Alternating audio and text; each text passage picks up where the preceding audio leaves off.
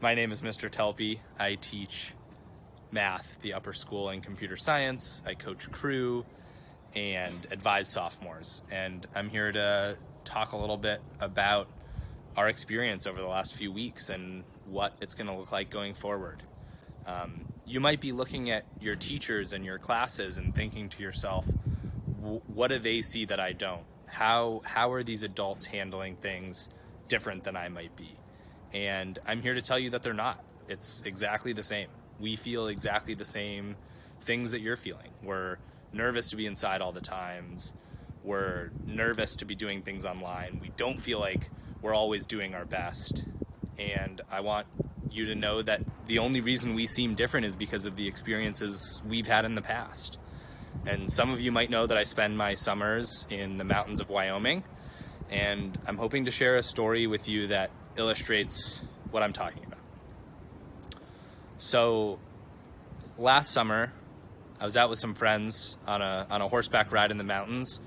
We like to go explore and look for antlers that elk or deer have shed and experience wildlife in the mountains. And we often take horses and mules with us to ride through rougher conditions and help us get to places that would take longer or be harder to get to on foot. And I like to ride a horse named Skippy, and Skippy is kind of an idiot. He stumbles around a bit, he trips and whatnot. And on this particular day, we were, riding through some marshy or swampier conditions, and my good friend Mead was on a mule in front of me and sunk into the swamp and kind of does the old rodeo, hand up in the air as his mule is sinking down in front of him. And in those situations, you just have to wait for the animal to figure out how to get out of it. And his mule Maggie pops right back up, and we keep riding off through the swamp into the woods. And as we're going through the woods, Skippy and I are kind of dodging some trees. And at one point I think, I can limbo this tree. I can go underneath this limb. And so I put my hand up and try to balance myself, but instead just get pushed more and more and more off balance. And all of a sudden I recognize, I'm going down. I'm going to be on the ground soon. And I had my big boy hiking boots on. I had my heavy boots on. I thought we might be doing some walking and some steep terrain. And unfortunately that boot got stuck in one of the stirrups. And as I tipped off of Skippy, I realized, I might be stuck here. And so all of a sudden I find myself lying on the ground, looking up at my foot in the air, hung totally upside down by my stirrup. And the first thing I realized is Skippy is standing perfectly still. And you wouldn't expect a horse to be totally calm in that situation. And I wouldn't expect myself to be totally calm in that situation.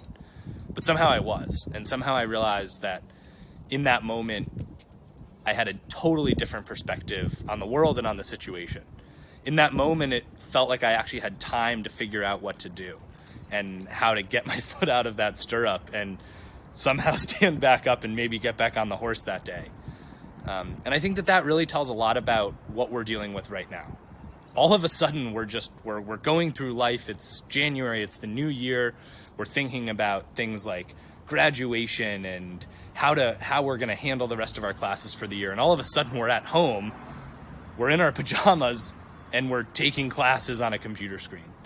And that feels a lot like what I was going through in that moment when I'm strung upside down in my stirrup. And I realized we have time to figure these things out. That's the luxury we have right now. We have a totally unique perspective on the world, and we don't have to worry about a lot of the things we usually worry about. In that moment, all I had to worry about was how to get my foot out of the stirrup and how to get myself out of that situation without a horse running away with me attached to itself. And I think that's the perspective that I wanted to share with you in this moment.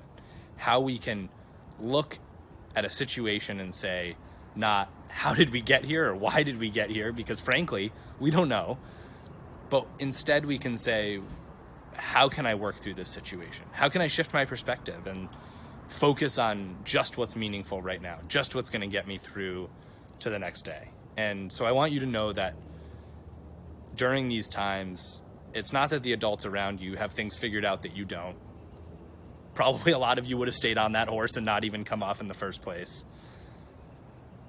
But we can look at this situation and we can understand the world from a different perspective. And frankly, when we come out the other side, it means that the next time we handle a crazy situation that we weren't expecting, we'll be better at it. We'll be able to take a deep breath. We'll be able to smile and say, we can figure this out.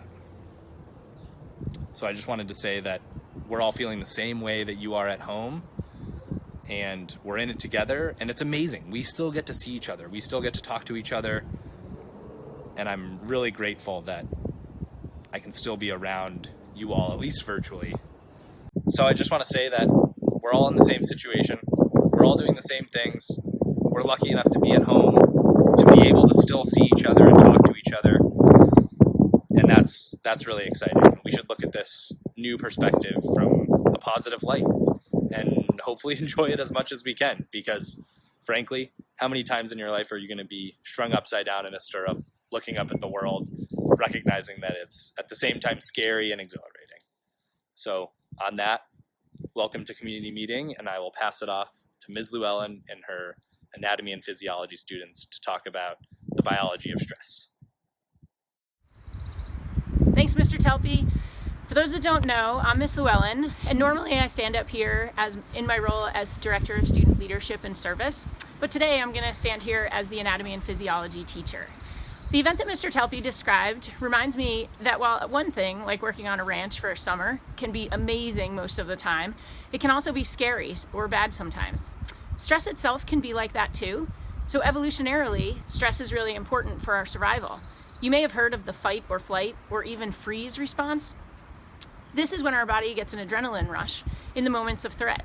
Say, for example, you're running and a huge dog starts chasing you, or you're hiking and you see a bear, or maybe even the teacher calls on you and you didn't do the reading, so you're really scared to answer a question.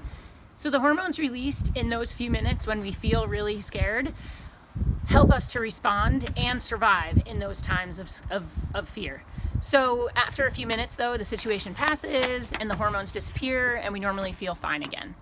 When the stress is chronic though and doesn't go away, like maybe worrying about a loved one who has been sick for a really long time, or when adults worry about losing a job, or maybe even just worrying about the unknown, like who knows, maybe living through a pandemic. None of us know, right? The same response that was positive in the short term for Mr. Telpy standing upside down on a horse, they also become negative in the long term.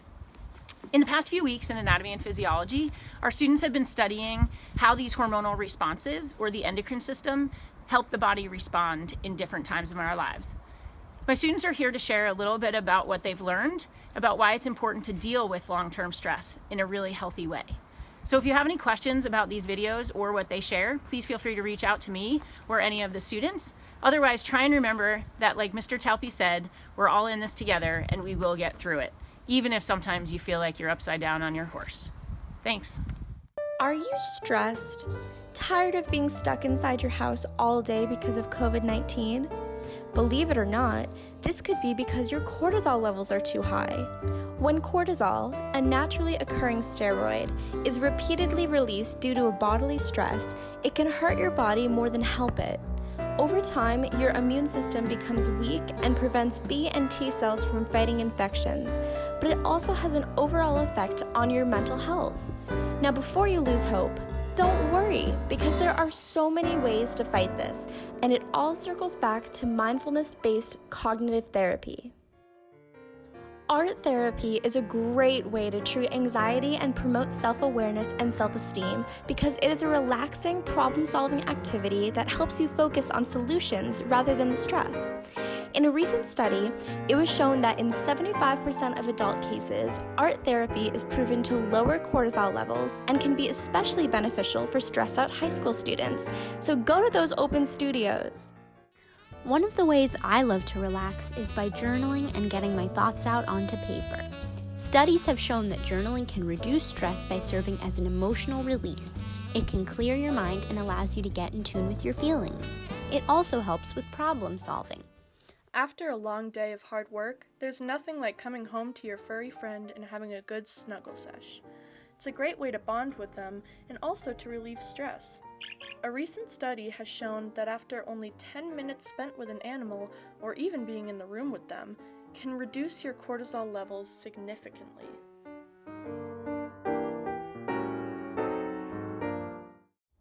Thanks for that great advice, Caroline, Rose, Ruthie, and Emma. Now Miss Ruddy Faye is going to share a little bit of information about our Assist Scholars. So stay tuned for Miss Ruddy Faye, and after that, you'll hear a little more information about more stress from Colin, Jackson, Lauren, and Julia. So stick around. Hi Derryfield, Ms. Ruddy Faye here from the admission office. Hope you're all doing great. One of the roles that I play in admission is helping to bring international students to our school. And we work with an organization that's been in existence for about 50 years called Assist. They help us identify really bright, talented, charismatic, fun students from lots of different countries, and they help bring them to U.S. schools, independent schools, boarding schools, and day schools for 1 year. Last year was our first year with Assist Scholars. We had Nam and Carla here from Vietnam and Germany. That was a blast, so we moved forward with doing it again this year with Christina from Spain and Lotta from Germany. Now, when COVID hit, of course, that made things a little more complicated, and sadly, Lotta had to go home to Germany. The cool thing is that because of technology, Lotta is still in all of her classes. She's in advisory and community meeting, still very much a part of our community. Christina, who's from Spain, stayed in the U.S. Spain was not doing well with COVID at the time that it hit the U.S., and it was safer for her to stay here with her host family, the Brars. So she's here in classes and will stay here until the end of the school year. So Christina and Lotta want to share a little bit with you about their experiences in the U.S. and also give you a sense for where they're from and how different these two experiences are. And before I wrap up, I just want to give a shout out to everyone who has been so welcoming to our Assist Scholars. Can you imagine just uprooting yourself and deciding to leave family, school, and friends for an entire year, take a leap of faith and go somewhere completely new? These are really, really brave students, and our community has been so enriched by their presence at Derryfield. A big shout out and a thank you also to all of the host families. That is another big deal, to open your doors and welcome a perfect stranger into your home. So thank you to all of the families this year, the Caparellis, the Grondins, and the Brars, for hosting our kids. I'll let the girls take it away. Hi guys, I'm Lotta. Exactly 8 months ago, I came to the USA not knowing what will wait for me. I didn't even have my host family yet. But although I had to leave 3 months early because of Corona, the last 7 months were incredible for me. Coming to the USA allowed me to lose everything that gave me security, like my friends and family, my language, and my habits and culture. In the last 7 months, I learned a lot how to get used to a completely different environment, how different people can be in general, and a lot about myself. It was so much fun going to a different school because I could meet so many new people. I also enjoyed playing sports at school because in Germany, we don't have any sports teams at school. It was so cool playing field hockey and to ski for Derryfield. I especially enjoyed the school and the team spirit, for example, at the homecoming game. Also, since I'm back from New Hampshire, I really know what it means to be cold, because where I come from, we don't get a lot of snow and it doesn't get as cold as it does in New Hampshire. The first 5 months I spent with the Caparellis. It was new for me to live in a big family with 3 siblings and 2 big dogs. They showed me New York City, which was so cool because I could explore different parts of the American culture. Then I moved to the Grondins. My host mom was an amazing cook, and she really gave me a feeling like being home with, for example, cooking German for me. I also loved our family skiing trips. Paige and I spent so much time together, like watching movies, playing field hockey and tennis, or going skiing. She's now like a second sister for me, and I miss her so much. My first Thanksgiving in the USA was amazing. I enjoyed the family time, and the food was so good. The food in general in America, I just loved it. for example, mac and cheese, which I never had before in Germany. Halloween was also very different to Germany because it was the first time that I dressed up and I carved my first pumpkin. Another highlight of mine was the Special Olympics trip because I could meet so many new people and it was so fun to connect with the athletes. Now something about me. I come from Stuttgart. That's a city in Germany, and it's the capital city of my state, Baden-Württemberg. That's in the south of Germany. Stuttgart is famous for their car industry. For example, it's the home of Porsche and Mercedes. And what's really nice about Stuttgart is that you have the very rural side with the vineyards and old castles, but there's also the city side, which is known for the old buildings and parks. So if you're ever considering coming to Stuttgart, let me know and I would be happy to show you around. During my year, I made a lot of unforgettable memories and I met amazing people. Now that I look back on my 7 months, I really can't believe how much I actually experienced. So thank you so much for making my stay so much fun. My name is Cristina Escartin, and I'm an assist scholar from Spain. Escartin is not my own last name. I have 32 different last names, and that's something a lot of people are surprised about. The first one's my dad's, the second one my mom's, the next one's my dad's second last name, and so on and so forth. There are two main cities in Spain, Madrid and Barcelona, or as Spanish people say it, Madrid and Barcelona, but I'm pretty sure that if I say that way, most of you wouldn't understand me. I live in Madrid, in a city that's 15 minutes away from Madrid City, called Pozuelo. Those are some pictures of my family and my brothers. My older brother is almost 19, and he came to America 3 years ago with a cyst, attending the 10th grade. That year was awesome for him, and that's one of the main reasons why he decided to come too, and nowadays I don't regret it. So far, it's been the best year of my life, with a lot of new experiences and so many things that I've learned. This experience has helped me learn a lot about different cultures, people, myself, and how to adjust to different situations. My younger brother is 11, and he's already planning on coming too, because of all the stories I've told him. I remember when I was about to meet my host family. I was pretty nervous, I'm not gonna lie, but now I know I had nothing to worry about. A really big part of this experience has been my host family, and I know it wouldn't have been the same without them. They have made every single moment special for me, ever since the very first moment I met them. That's something I'm so grateful about. Trips like when we went to New York or Switzerland or Florida, or moments like Christmas and Thanksgiving, are the ones I will never forget about. I personally have to say that school here and in Spain is so different. An example for that is that in Spain, the teachers are the ones that move back and forth between classrooms. We also don't have school dances, so semi and homecoming were unique experiences for me. I remember on Hats holiday, for example. We were in assembly, and suddenly everyone started screaming at the same time. I didn't know what was going on. I was like, it's Monday morning, why is everyone so happy? Then my friends told me about it, and I didn't know what to say. I was like, there's nothing at my school in Spain.